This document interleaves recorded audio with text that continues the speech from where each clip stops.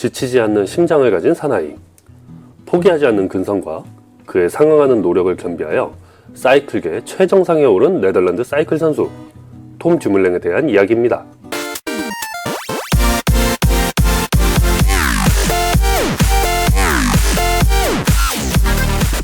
톰 듀물랭은 1990년 11월 11일 네덜란드의 마스트리치라는 동네에서 태어났습니다. 어렸을 때 듀물랭의 꿈은 의사가 되는 것이었는데 그의 아버지는 네덜란드의 교육병원에서 근무하시는 분이었고 이어서 자연스럽게 의사가 되기 위한 공부를 하게 되었습니다. 그의 가족들 모두 자전거에는 전혀 관심이 없었는데 톰 듀물랭이 자전거에 관심을 갖게 된 계기는 그의 동네가 있는 위치 때문이었습니다.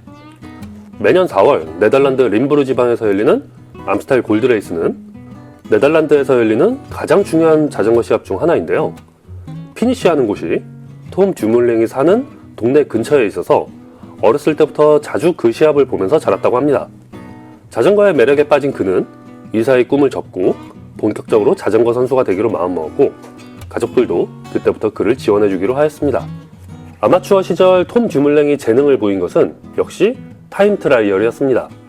2010년에 그는 그랑프리 포르투갈에 참가했는데 그 시합의 오프닝 스테이지가 타임 트라이얼이었고 톰 듀물랭은 처음으로 타는 타임 트라이얼에서 1위를 하게 되었습니다.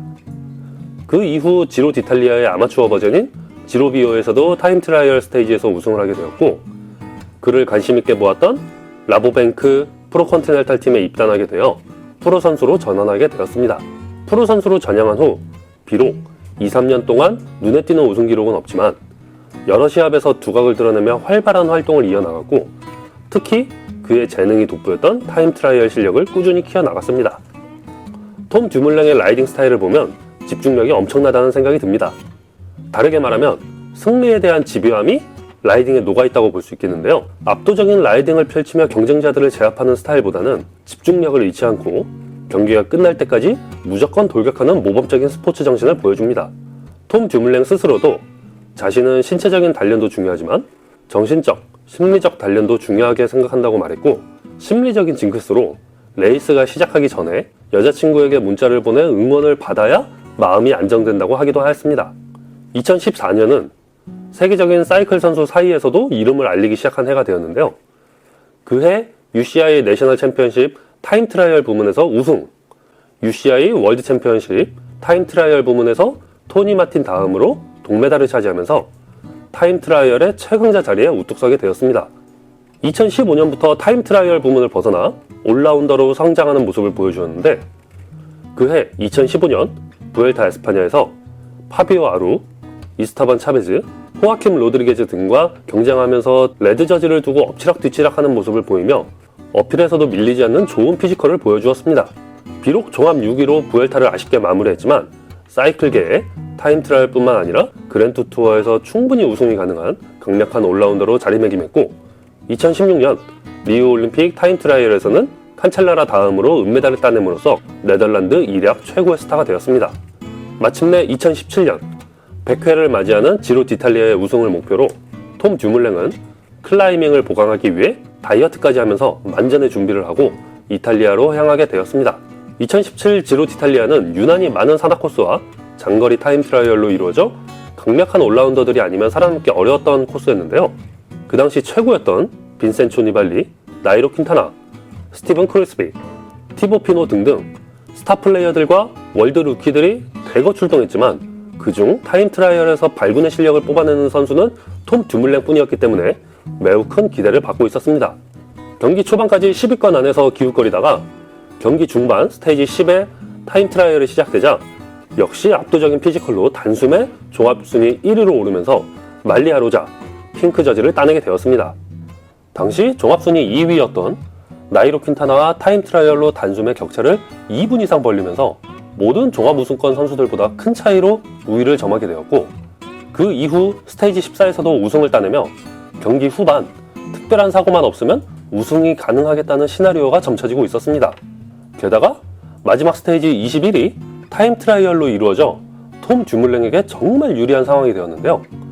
하지만 2017년 지루 디탈리아의 퀸즈 스테이지였던 스테이지 16에서 톰 듀물랭에게 어마어마한 사고가 발생하게 되었습니다. 지루에서 가장 유명한 어필 코스 중 하나인 스텔비오, 그 반대편인 움브라일 어필까지 모든 종합순위권 선수들이 이날을 기점으로 톰 듀물랭에게 시간 차이를 줄이거나 뺏어야만 우승 가능성이 있는 날이었고, 각 팀의 모든 선수들이 총력전을 펼치며 모든 것을 다 쏟아붓던 날이었습니다. 안정적으로 경기를 이끌어 나가던 톰 듀물랭, 다른 선수들과 마찬가지로 스텔비오를 내려오며 이제 막 움브레이를 오를 준비를 했습니다. 하지만 갑자기 자전거를 세우는 톰 듀물랭, 모두가 어리둥절하며 무슨 일인지 궁금해할 때 영광의 핑크 저지를 집어던지며 볼일을 보기 시작했습니다. 다행히 스테이지 16을 완주하면서 핑크 저지를 지켜냈지만 시간 차이가 확 줄어들면서 톰 듀물랭에게 위기가 찾아왔고, 실제로 스테이지 19에 이르러서는 나이로 킨타나에게 핑크 저지를 빼앗기면서 종합 우승까지 놓칠 뻔했습니다. 톰 듀물랭에게는 버터플라이 마스트리치라는 별명이 있었는데요. 본격적인 성과를 내기 이전의 별명이라 톰 듀물랭은 별로 마음에 들어하지 않아 있고, 2017 지로 디탈리아 이전에 별명을 새로 지어달라고 한 상황이었습니다. 다행히 톰 듀물랭은 스테이지 21의 타임 트라이얼 스테이지에서 압도적인 기량으로 다시 종합순위 1위를 탈환했고, 마침내 100회를 맞이한 지로 디탈리아의 종합 우승을 차지하게 되었습니다. 그는 네덜란드 사람으로서는 처음으로 지로 디탈리아에 우승을 하게 되었고, 3대 그랜드 투어 역사상 처음으로 포디엄 밖에 있던 선수가 마지막 스테이지에서 웃음을 뒤집는 최초의 선수가 되었습니다. 이 값진 승리로 듀물랭은 네덜란드 국왕에게 기사자기를 수여받았으며, 그해 2017 UCI 로드월드 챔피언십 타임 트라이얼 부문에서 금메달, 팀 타임 트라이얼 부문에서 금메달을 받으면서 커리어 최고의 하이라이트를 맞이하게 되었습니다. 2018년에도 역시 좋은 기량으로 선전한 톰 듀물랭은 지로 디탈리아에 참가해서 아쉽게로 2위로 마치고, 뚜르드 프랑스에서도 아쉽게 2위를 차지했습니다. 9월달에 열린 UCI 로드월드 챔피언십 타임 트라이얼 부문에서 2위를 차지하며 은메달, 팀 타임 트라이얼에서도 2위를 차지하면서 올해는 희한하게 우승한 시합이 전혀 없습니다.